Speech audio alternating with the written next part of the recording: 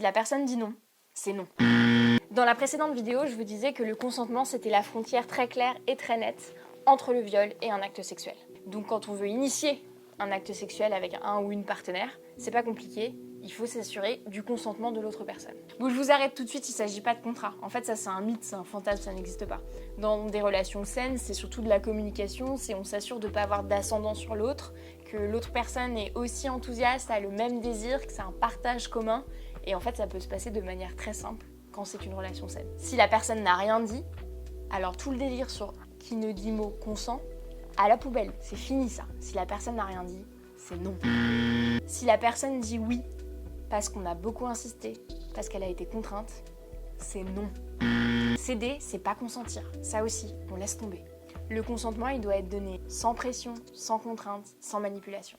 Le consentement, il doit être explicite. Ça peut être un oui clair affirmé, mais ça peut aussi être une autre forme d'expression positive qui vient venir confirmer à son ou sa partenaire qu'on a du désir et qu'on a envie d'avoir une relation sexuelle. Il faut aussi pouvoir prendre en compte certaines vulnérabilités. Dans un cas où un des partenaires est beaucoup plus âgé, a beaucoup plus d'influence, dans le cadre professionnel, dans un cadre où la potentielle victime est dans une situation de vulnérabilité accrue, si la victime potentielle est face à quelqu'un de très célèbre, très influent, qui a les moyens d'ouvrir des portes professionnelles, ça n'est pas du consentement. À chaque fois qu'il y a une asymétrie de pouvoir et donc de la domination, ça demande d'être extrêmement vigilant sur la question du consentement. Le consentement, c'est pas figé, il faut absolument se le répéter. C'est pas parce que vous avez dit oui à un moment que vous pouvez pas changer d'avis plus tard. On peut dire oui, on peut dire non, on peut être d'accord pour une partie de l'acte sexuel mais pas tout l'acte sexuel. Le consentement, c'est au cœur de nos relations humaines. En vrai, on le mobilise et on l'utilise au quotidien. Et d'ailleurs, on l'apprend de plus en plus aux enfants. On apprend aux enfants qu'un adulte n'est pas obligé de les toucher s'ils n'ont pas dit oui, qu'ils sont pas obligés de faire la bise. En fait, ce qu'on essaie d'apprendre aux enfants, c'est qu'ils ont le droit de faire ce qu'ils veulent de leur corps. Et pourtant, la société aujourd'hui, elle véhicule exactement l'inverse pour les corps des femmes.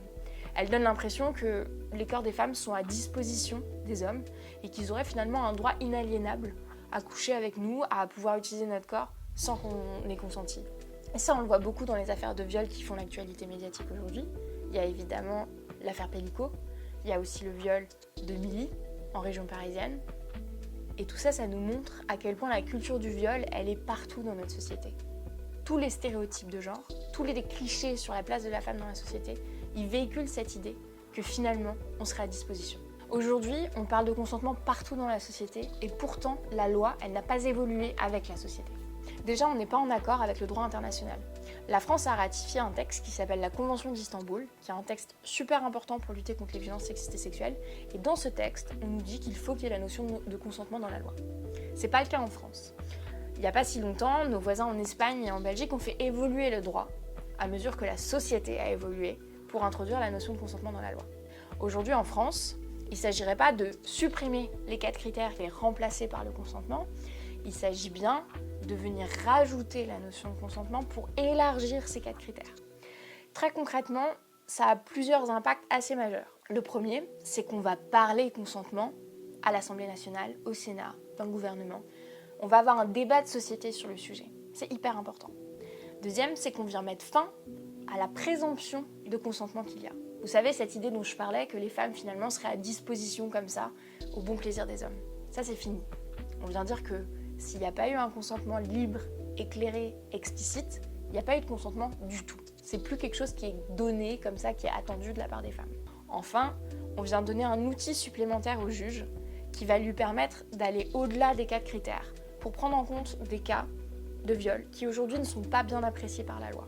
Par exemple, les fameux cas de sidération. Ça aurait un avantage très important qui est celui que ça mettrait fin à la roulette russe dans ce pays avec la justice. Aujourd'hui, on a des avocates de victimes de viol qui nous expliquent qu'elles savent pertinemment qu'en fonction du juge qu'elles auront en face d'elles, l'affaire ne sera pas du tout traitée de la même manière.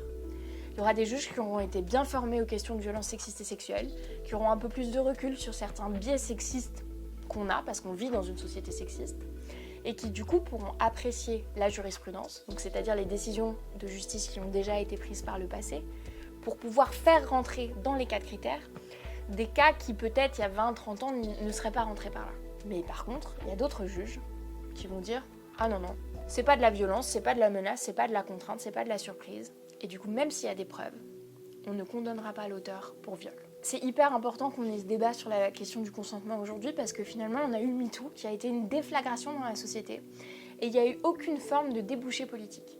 Comme si le monde politique n'avait pas vraiment entendu toutes ces femmes qui ont dit mais en fait moi aussi j'ai été victime et il n'y a pas eu de résultat. Avec le mouvement Nous Toutes, il y a eu des millions de femmes qui ont été dans la rue. Ça a été une déferlante violette partout dans le pays. Et d'un coup, les hommes se sont rendus compte que c'était leur mère, leur sœur, leur cousine, leur fille, leur voisine, leur tante, leur amie qui avaient été victimes. Et pourtant, finalement, il n'y a rien qui a changé. Les hommes ne se sont pas particulièrement remis en cause.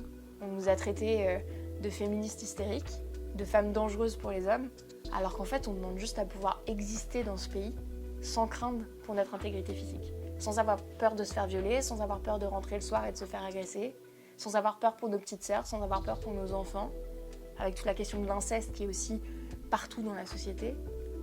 C'est pas très compliqué, on demande simplement à être protégé. On est quand même aujourd'hui dans un monde où, entre croiser un ours dans la forêt et croiser un homme dans la forêt, les femmes choisissent quasiment systématiquement de croiser un ours. Dans la majorité des cas, les femmes interrogées en vidéo ont répondu The bear. 100% the bear. Et ça, c'est quoi? C'est le résultat de la culture du viol. En fait, on a peur de se faire violer, on a peur de se faire agresser, tout le temps. À la délégation aux droits des femmes, quand on a commencé la mission d'information pour voir si on changeait le code pénal pour réintroduire la définition du consentement ou pas, j'étais hyper honnête sur le fait que si jamais je me rendais compte que ça mettait trop en danger les victimes d'hier, d'aujourd'hui ou de demain, c'était ok de pas y toucher. On a auditionné plus d'une centaine d'experts, expertes et de personnes concernées. Ça veut dire des victimes de viol, des associations qui les prennent en charge, des professionnels du droit, des professionnels de justice, des professionnels de police, des professionnels de santé. On a essayé de vraiment aller à la rencontre de toute la chaîne de prise en charge des victimes de viol dans ce pays. Au bout de plusieurs mois d'audition, moi j'ai acquis la solide conviction qu'il faut changer la loi pour y introduire la notion de consentement. Attention, ça va pas tout révolutionner. En réalité, on a aussi besoin de mettre beaucoup plus de moyens pour les forces de justice, pour nos forces de police, pour que les forces de justice soient mieux formées et plus de temps pour traiter les dossiers, sans qu'il y ait des délais d'attente interminables pour les victimes. C'est très douloureux de se replonger dans son dossier 3 ans plus tard, quand on a été victime de viol. Même chose pour les forces de police, on a besoin qu'elles aient plus de moyens pour pouvoir enquêter plus sérieusement. Et d'ailleurs, pendant les auditions, je crois que ce sont les gendarmes qui ont dit que le parole contre parole, ça n'existe pas. Si on a vraiment les moyens d'enquêter, on arrive toujours à prouver qui est victime, qui est agresseur. Il faut plus de moyens pour les associations qui accompagnent les victimes. Elles font un travail essentiel. Très clairement, elles font le travail que l'État ne fait pas. Donc elles ont vraiment besoin de plus de financement pour pouvoir le faire correctement. Évidemment, on doit mettre des moyens sur la prévention. Notre outil de prévention le plus puissant, c'est enfin mettre en place la loi de 2001 sur l'éducation à la vie sexuelle et affective. C'est pas hyper compliqué. C'est juste pour pouvoir expliquer à nos enfants comment ça marche être une femme, être un homme dans la société, comment ça marche les relations sexuelles, c'est quoi le consentement, c'est quoi dire oui, c'est quoi dire non, et comment est-ce qu'on est libre de le faire à tout moment. Vous l'aurez compris, introduire le consentement dans la définition du viol, ça va pas tout révolutionner, mais par contre c'est un excellent point de départ pour tout changer. Tout changer, c'est mettre fin à l'impunité, et on en parlera dans la prochaine vidéo.